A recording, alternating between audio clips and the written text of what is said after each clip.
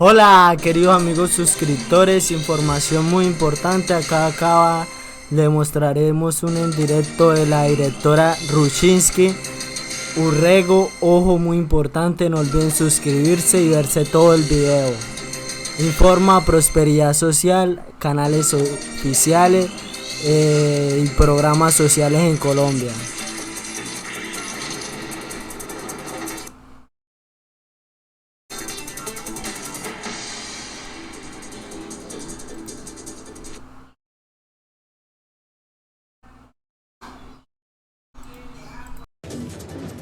Gracias por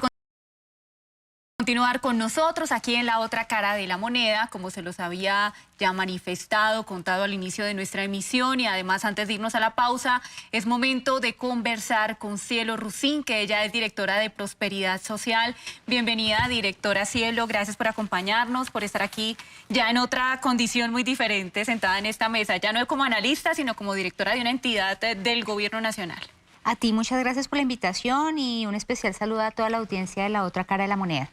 Pues directora, hay que explicarle a los colombianos primero que todo qué hace Prosperidad Social. A veces escuchamos mucho sobre muchas entidades, pero no sabemos realmente a qué se dedica y cuál es la propuesta que tiene habitualmente para el país, cuáles son como las principales funciones de esa entidad. Bueno, Prosperidad Social es la entidad del Estado encargada del diseño, la coordinación y la implementación de las políticas públicas encaminadas a la superación de la pobreza y a lograr la equidad en Colombia. Directora, usted recibe ya la entidad de Prosperidad Social de manos de su antecesor, y ¿cómo la encuentra? ¿Cómo la deja el gobierno de Iván Duque? ¿Cuáles son los principales como retos que usted dice, bueno, acá es donde hay que ponerle el mano más fuerte y trabajar por ello? Bueno, a ver, lo que podemos decir de Prosperidad Social es una entidad que tiene más del 80% de funcionarios en carrera, con una misionalidad muy bonita, que estamos analizando, digamos, estamos pensando ya desde la perspectiva del nuevo gobierno, cómo se va a encaminar esa misionalidad para cumplir los objetivos que le han sido trazados desde su origen, y que pues de alguna manera pues claramente vemos que los objetivos no se han logrado. Digamos, enfrentamos grandes desafíos precisamente en materia de pobreza, de inequidad. Es una entidad que dentro de sus misionalidades básicamente, digamos, todo lo que concierne las ayudas a los sectores más vulnerables, o sí, digamos el acompañamiento, se ha centrado mucho en el sistema de transferencias, un sistema que está disperso por sectores poblacionales de acuerdo a las necesidades. Por ejemplo, pues los más conocidos, que los colombianos están muy familiarizados, está Familias en Acción, Jóvenes en Acción, recientemente lo del IVA, Ingreso Solidario, que fue una transferencia que se concibió para hacer frente a la emergencia, a la pandemia, que tenía una vigencia predeterminada que va hasta el 31 de diciembre. Y pues es una entidad que abarca muchas funciones o misiones que en últimas, digamos, que podrían ejercerse o garantizarse desde los ministerios. Por ejemplo, hay allá actividades de infraestructura, de mejoramiento de vivienda, que lo podría, digamos, llevar a cabo el Ministerio de Vivienda, infraestructura, por ejemplo, transportes. Ahí tenemos la posibilidad, por ejemplo, de adelantar proyectos de placa huella, en fin. Y de hecho, pues una de las apuestas del presidente es que esta entidad de alguna manera se reestructure, se reforme un poco y que tienda al fortalecimiento de los ministerios, y que su misionalidad también como que la vuelva a pensar, la estamos volviendo a analizar, a concebir, para diseñar unas políticas públicas, digamos, más encaminadas a la superación de los desafíos que allí enfrentamos, de las tareas, pero no desde una visión asistencialista, sino de verdad de una apuesta y un acompañamiento integral que permita a las personas salir de las condiciones de precariedad que las llevan a recibir este tipo de beneficios o de acompañamientos. Casi que existe un mito, directora, respecto a la izquierda en el mundo, ¿no? Pensar que es asistencialista, que busca que muchas personas no trabajen o no hagan nada, sino que el Estado termine pagándole la mayoría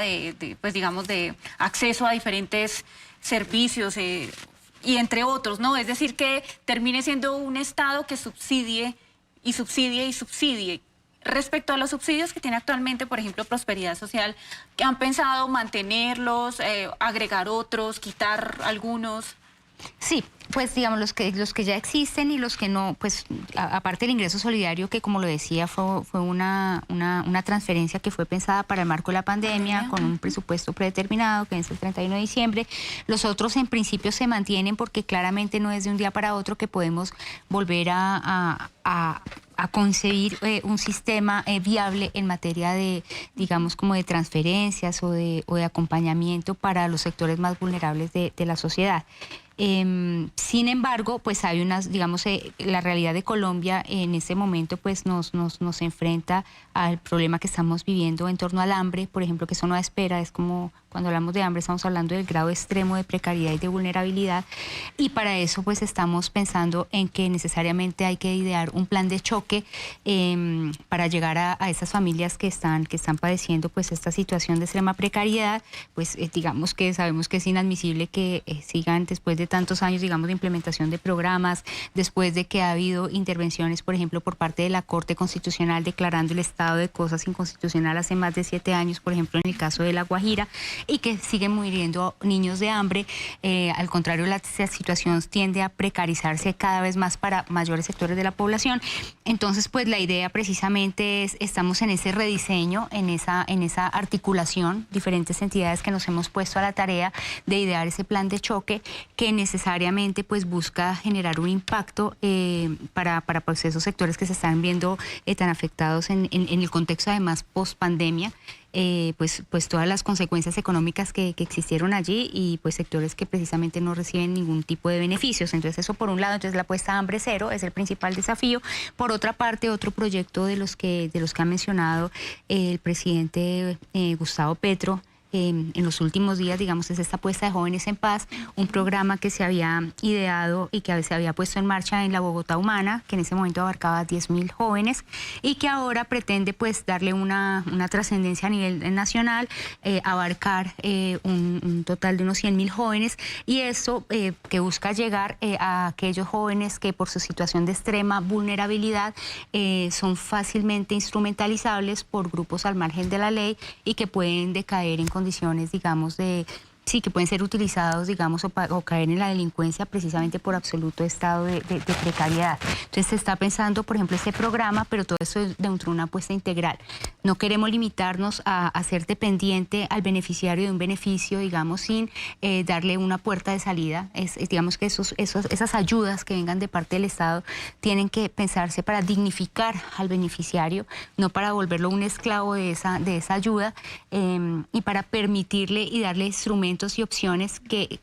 desde una visión interinstitucional, digamos, cuando son diferentes las entidades que entran a ser parte de un programa integral, llámese SENA, los diferentes ministerios. Entonces se le da una oferta a la persona que recibe el beneficio para que una vez supere ese grado de precariedad pueda salirse al mercado laboral, a formarse, a vivir una vida digna de acuerdo a lo que escoja, pero darle los instrumentos para que pueda escoger. Es como una ayuda transitoria, digamos, yo te ayudo a que salgas de acá, te preparo, pero tú sigues tu camino. Exacto, es que muchos de los subsidios, tal como se tenía pensado el sistema, pues existen algunos hace casi 20 años y pues precisamente aquí no estamos hablando en algo de las cuestiones que más nos impactan cuando me preguntabas de cómo se reciben las entidades que uno mira, esa misionalidad de ese cuánto tiempo existe, ese tipo de transferencias o de políticas públicas adelantadas, hace cuántos años se han puesto en marcha, y el efecto o la medición, indicadores que nos digan cuántas personas han logrado gracias a ese tipo de beneficios salir o superar ese estado de vulnerabilidad, pues no hay un balance óptimo, y pues la idea es apostarle a la eficacia, a la racionalidad de los recursos. Sabemos que estamos en medio de una crisis, pero precisamente el desafío es mayor porque cualquier recurso que se invierta tiene que llegar a los sectores más desfavorecidos que lo necesitan y tiene que traducirse en una política eficaz que sea medible en términos de superación de la pobreza. Y esa podría ser entonces, directora, una respuesta y una razón por la cual en Colombia la gente no logra salir fácilmente de la pobreza, de esos índices, y los vemos año tras año manteniéndose. O sea, digamos que sobreviven gracias a esas ayudas, pero no logran trascender, no logran pasar a una etapa superior en la que les permita tener mejores recursos, recibir mejores ingresos, porque no hay una oferta suficiente como para que la gente logre salir, o porque también se acostumbran a que es más fácil recibir el giro no sé, un ejemplo, 300, 400 mil pesos mensuales y mejor no busco una estrategia personal que me permita crecer. Eso precisamente parte de los prejuicios que muchas veces se tienen como de los sectores poblacionales que reciben este tipo de beneficios, que no necesariamente es porque no les guste trabajar o no, sencillamente no tienen instrumentos y no tienen los mínimos viables, digamos, para poder tener una vida digna o, digamos, como acorde a lo que uno esperaría en una democracia. Ahora, la pregunta que hacías, excusan porque comenzaste con una pregunta...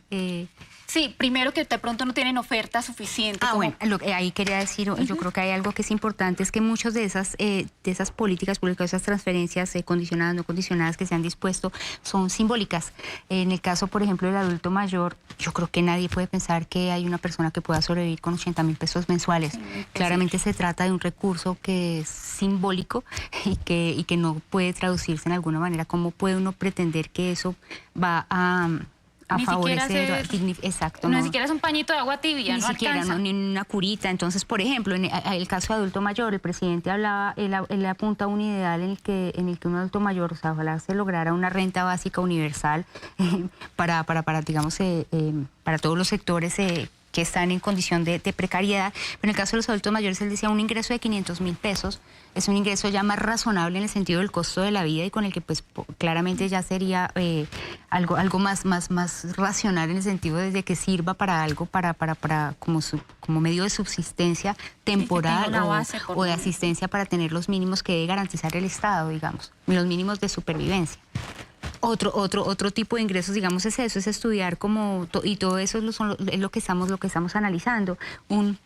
Uno de los problemas que enfrentamos, por ejemplo, es de la focalización, que también tiene pues muchas, digamos, un sistema que también tiene parte de perversidad en el sentido que se discrimina a los grupos poblacionales o las personas a las que se les debe dar el ingreso, pero no necesariamente en la práctica se logra que el beneficio lo obtengan aquellos que más lo necesitan y se excluye de una manera casi que arbitraria a muchas personas que claramente se encuentran también en condición de vulnerabilidad. Entonces acá precisamente hace parte como del modelo neoliberal, esa focalización. Casi que aquí al contrario, desde el punto de vista del progresismo le apostaríamos más a sistemas universales, digamos, o sea, como que no haga ese tipo de discriminación o que en todo caso, producto de esa necesaria focalización ante los límites que tenemos de recursos, pues nunca se excluyan a sectores que claramente necesitan algún tipo de apoyo institucional. Yo no sé, directora, si usted se acuerda de aquel rifirrafe entre el gobierno de Iván Duque y la FAO por las cifras que estaban entregando ellos y por la forma en la que decían que en Colombia sí había hambre y la pobreza estaba disparada, y sobre todo en el tema del hambre. Y allí pues incluso hubo voces que elevaron ante las Naciones Unidas diciendo que eso no ocurría de esa misma forma, o por lo menos en esas proporciones en Colombia, y esa fue una altísima crítica del gobierno de Iván Duque a la Organización de las Naciones Unidas, específicamente a la FAO, que es la agencia que se encarga precisamente de la alimentación y la agricultura. Cuando usted recibe ya lo que son cifras reales en Colombia, ¿tenía o no tenía la razón la FAO en cómo estamos en esa materia? A ver, yo creo que la discusión allí era como más de cara a mal de muchos consuelo de tontos. Sí, pero no nos miren hacia Colombia porque es que claramente en los países vecinos están peor. Y yo creo que ese no es un argumento, porque lo único cierto es que hoy es una realidad que Colombia es el segundo país más desigual de América Latina, uno de los países más inequitativos del mundo, y estamos hablando de que en este momento hay más de 7 millones de colombianos en pobreza extrema. Si miramos a nivel de hogares, las cifras las tengo y no quiero equivocarme, digamos, pero son aproximadamente 4 millones de colombianos que están en condición de pobreza. Entonces, los primeros en pobreza extrema, que son como 3 millones de hogares, pobreza simple, 4 millones de hogares, y lo que eso nos arrojaría si contamos por individuos, y en condición de vulnerabilidad, estamos hablando que hay más de 1.300.000 hogares en Colombia. Si eso lo traducimos en personas, pues estamos hablando de un número muy alarmante de lo que es la pobreza, y cuando hablamos de condiciones de vulnerabilidad son personas que están en el límite de la supervivencia, pero que fácilmente con alguna eventualidad de la vida caen en pobreza o en pobreza extrema. Entonces yo creo que ya a partir de esas cifras, pues yo no creo que no lo tiene que decir la FAO ni el Plan Nacional de Alimentos ni nada. Claramente estamos viendo una situación de extrema precariedad, el hambre la estamos viendo en las calles, sabemos que con la pandemia se agravó y se precarizó más digamos como los niveles de los hogares colombianos, que cada vez eran menos los que podían comer 3 comidas al día o 1 comida al día, y pues sencillamente la realidad está allí, o sea, nos golpea la cara y no nos tiene que decir ningún organismo internacional, hay que hacerle frente y pues claramente es urgente. Hablábamos incluso, directora, hace unos minutos, yo sé que usted se lo encontró acá ya en estudio saliendo a Juan Daniel Oviedo, exdirector del DANE, sobre el tema de la inflación que también impacta definitivamente a los colombianos en general. O sea, adquirir alimentos ahora es más difícil, hacer un almuerzo es más difícil, comerse un corrientazo es casi imposible. O sea, digamos que vemos un reto aún mayor incluso, por ejemplo, para entidades como la suya, que busca llevar o disminuir cifras del hambre, disminuir cifras de pobreza. Habla también el presidente Gustavo Petro de llevar alimentación a los barrios pobres como una de las propuestas que tiene también para ayudar a contrarrestar todo este proceso. Con esos desafíos y el país como está, la economía, el planteamiento desde prosperidad social, ¿cómo se enfoca en medio de todo esto, sobre todo en términos económicos, ¿no? De lo que estamos viviendo con una inflación de 11,44 anualizada? Claramente, desde la conciencia primero, que los problemas que aquejan al diálogo de Colombia y que se agravan, por ejemplo, con la inflación, con la crisis económica, con el tiempo pospandemia, obedecen digamos, son problemáticas estructurales que no se solucionan como con pañitos de agua tibia, que aquí hay cuestiones de fondo, incluso implica una reforma cultural también de educación, de cómo concebimos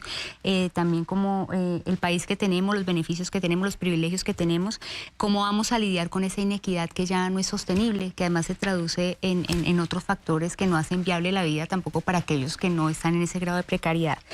Entonces, en esa medida hay una clara conciencia, por ejemplo, de parte del gobierno nacional de que los esfuerzos no pueden ser fragmentados